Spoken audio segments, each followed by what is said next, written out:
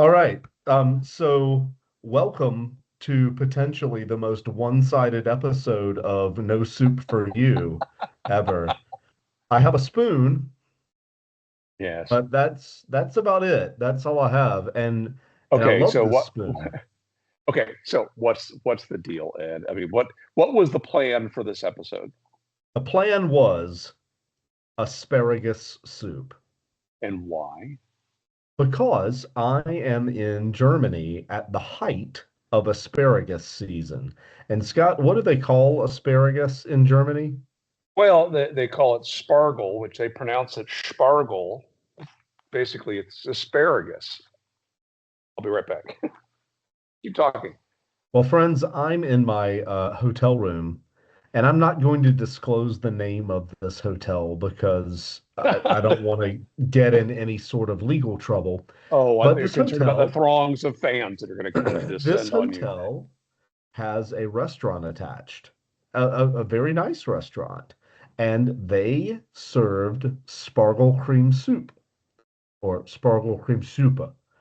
And I thought, all right, I've got the soup. Scott's got the soup in the States. We're going to eat soup together, but not together.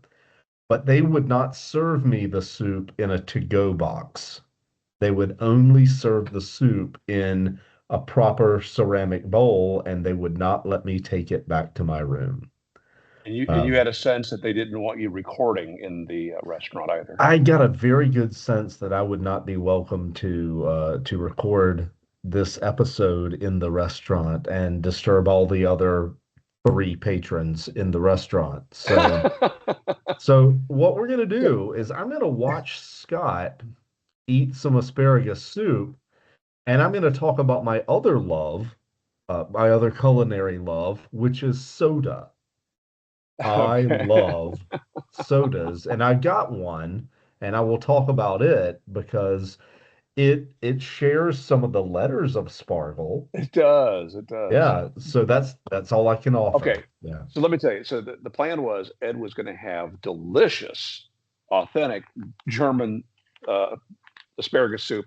I ordered on Amazon a pouch of also Hmm.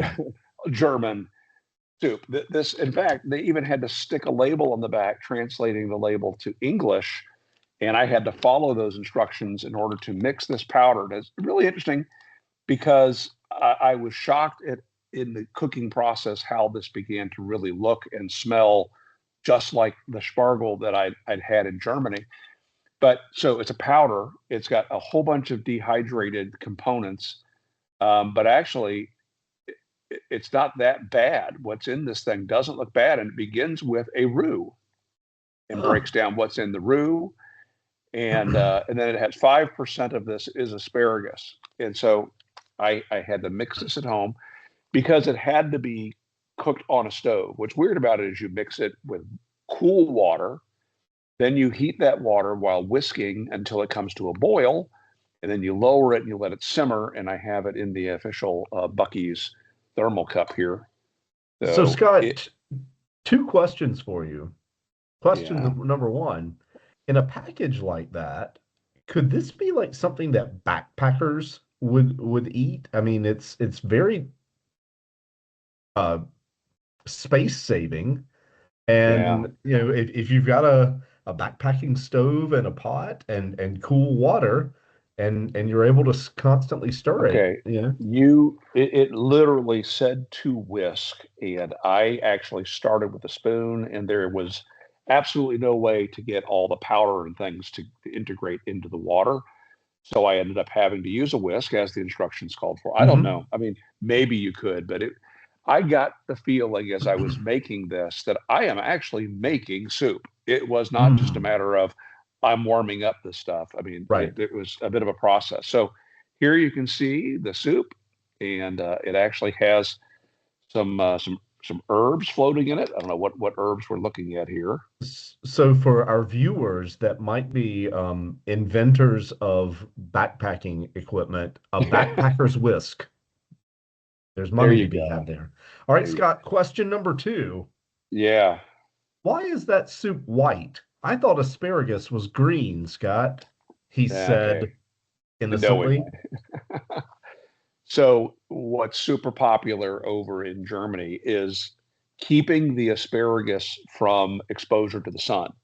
So they actually grow it in mounds of dirt, and and then that's completely covered with a tarp, and so it doesn't get a chance to develop chlorophyll, Yes. which would give it the taste and the appearance that we're familiar with.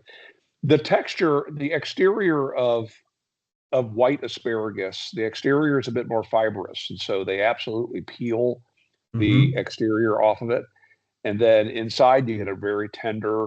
Um, it's not so asparagus-y. Right.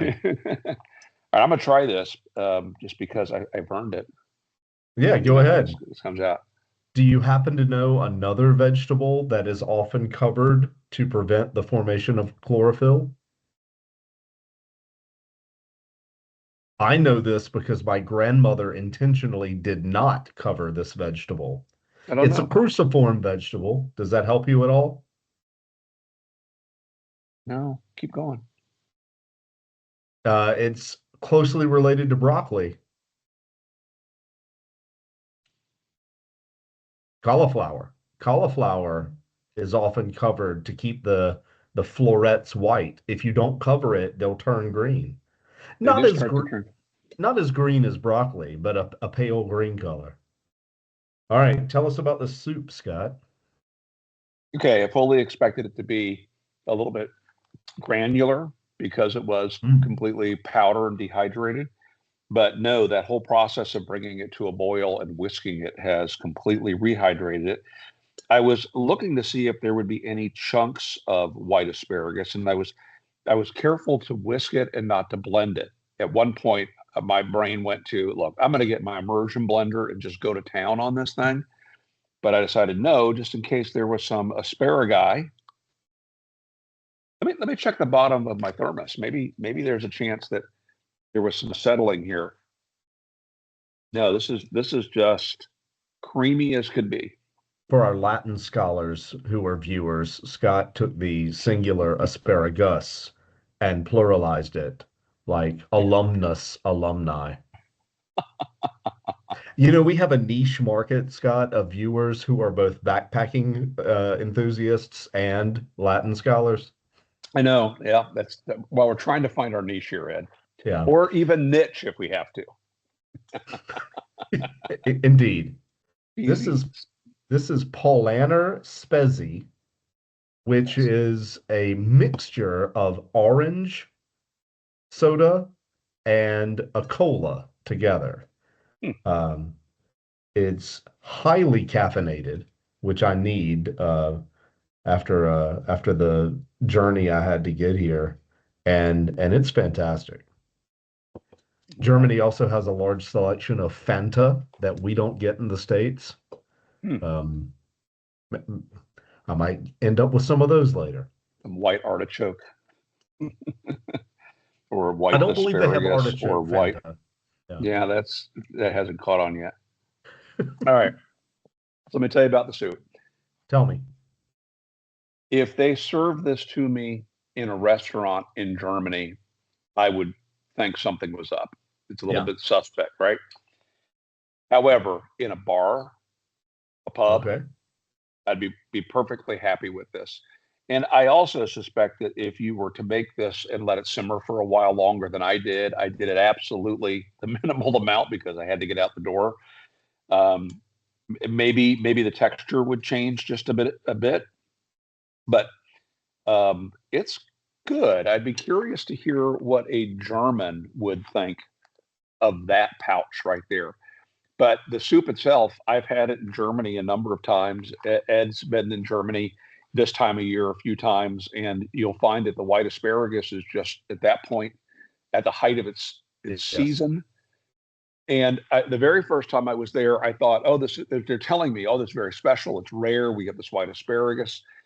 And then I realized that when you're there for 3 weeks through the season, you learn to hate it because they Hmm. put it on and in everything during this month.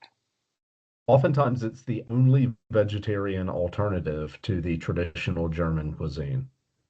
Gosh, no, thank you.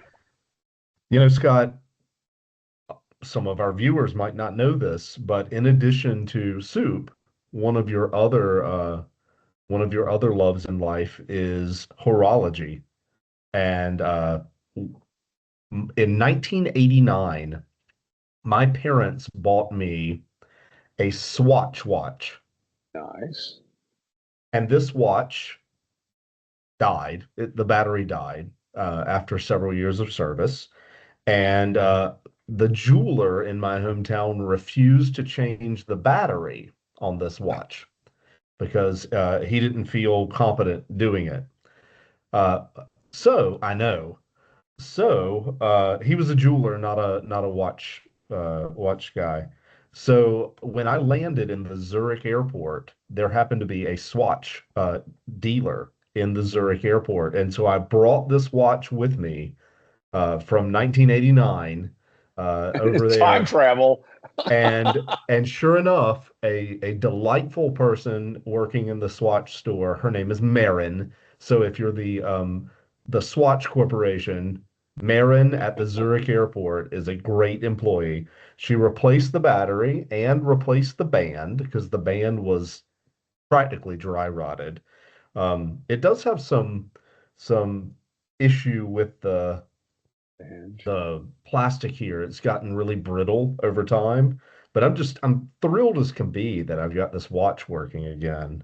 And I wore it today and got several compliments. So it's That's very cool. 1980s. As someone said, I look like I belong on an episode of Saved by the Bell. I have a 1980s Swatch watch somewhere. I'll have to dig out. I had never had any fear of changing the battery, though. I would never have thought to take it to somewhere to have the battery replaced, Well, let alone to Zurich.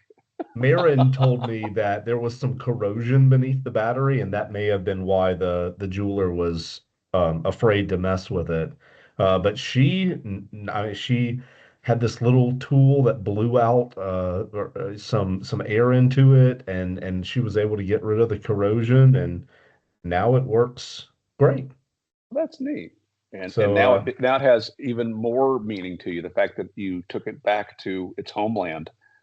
yeah, well, well, my homeland, I'm Swiss by family, and so now I own two Swiss watches, a Swatch and a Longines watch. So pretty stoked about that. Did you run into anybody with your name? No, no. Ed's not that common. Yeah, exactly. Exactly. Have we mentioned your name on this channel? Are No, we we scared haven't. to? That's Should we? that's you know what? That's What a if that's what a if somebody watching this conversation. says he looks a little bit like a family member I know from Switzerland? Perhaps we'll do that when we dive into another soup. Okay. All Yeah. right. If I can All find right. a So Swiss soup, we'll do that. so I've enjoyed as much of this as I'm going to. So How many spoons? again, maybe if I were craving the taste of the homeland, I would give it a higher rating, but at most it's two. At most. So two spoons. One, two. Yeah, and Yeah. mine. Darn it, I had to lick it off too. I don't know if they eat this with anything, if it's typically eaten Bread? with bread or something else. I was thinking, well, maybe I should have some seasoning here. It's seasoned just fine. I wouldn't add any salt to it. Maybe some pepper, but I like pepper on everything. So I'm not sure that's to everyone's taste. White pepper would look nice, not change the color. But I'm very curious if anybody who's watching this has had this soup, what your thoughts of it are. And Ed, if you would leave a comment on this video at some point, um, uh, telling us about whether you had any of this while you were over there and what your thoughts were. Okay, I not will. not this, but Not this, magi. the Spargel Cream Soup. That's it. Make it a great All day. right.